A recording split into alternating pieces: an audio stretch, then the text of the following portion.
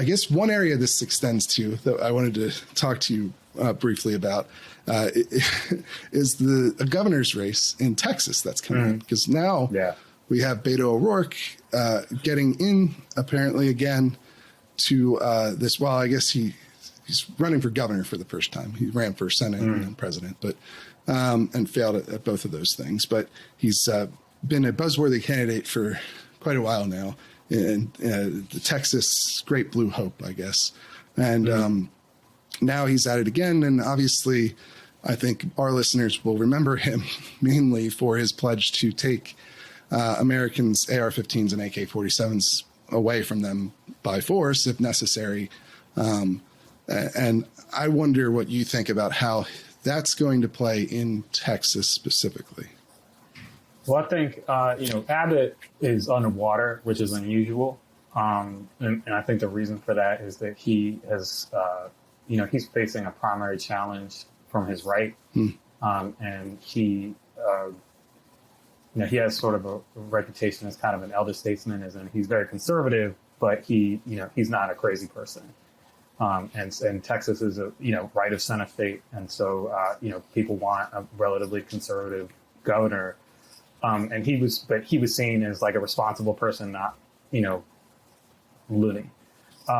And his handling of the pandemic, he has, he's played a lot of games. He did this thing where he banned masks, but then, sort of when things got really bad in 2020, and cities started issuing, mask requirements, he was like, see, I told you you could do that. He just played a lot of games with efforts to mitigate the pandemic and with, interfering with city jurisdictions, like ability to pass restrictions to mitigate the pandemic. And obviously, there's sort of a myth of Texas is like Austin is the only blue area in Texas, but that's not really true.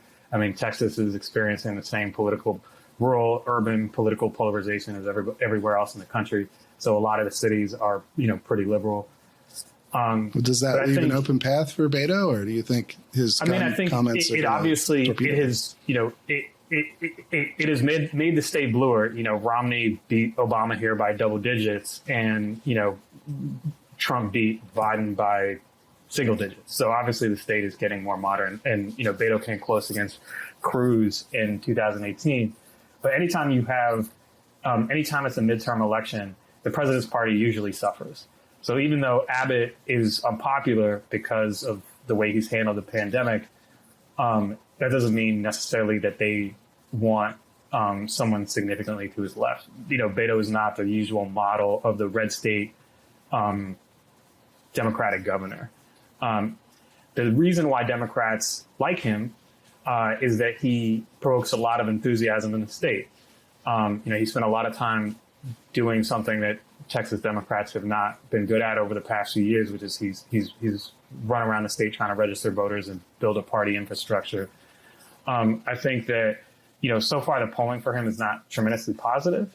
And he would be going into a headwind because of, because it's a midterm in a year when the Democrat controls the White House.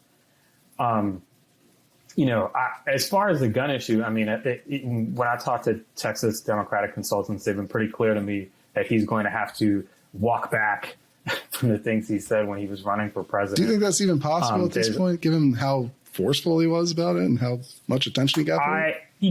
That's not up to me. I mean, obviously, it's a question of whether, Texas voters believe his walk back, whether they prioritize other issues besides that. And so, maybe they don't believe him, but they prefer him to Abbott anyway. So there's a lot of questions that go into that. I think that, obviously Texas is a state with a lot of gun owners and people who support gun rights. So it's going to be an issue for him. He's going to have to deal with it at some point. I mean, even in south of I-10, which is like a pretty democratic area, you have a lot of rural Latino voters who own guns, who work in ranching, things like that. So I think it's going to be an issue for him. I don't like to predict the outcomes of political races because I'm not very good at that. What I can say is that I think obviously Beto Beto's a weird candidate for governor of Texas because he's not, necessarily a moderate. I mean, he's to the right of Democrats on certain issues, particularly with regards to the border. But he's obviously, he's more of a base enthusiasm candidate than a centrist.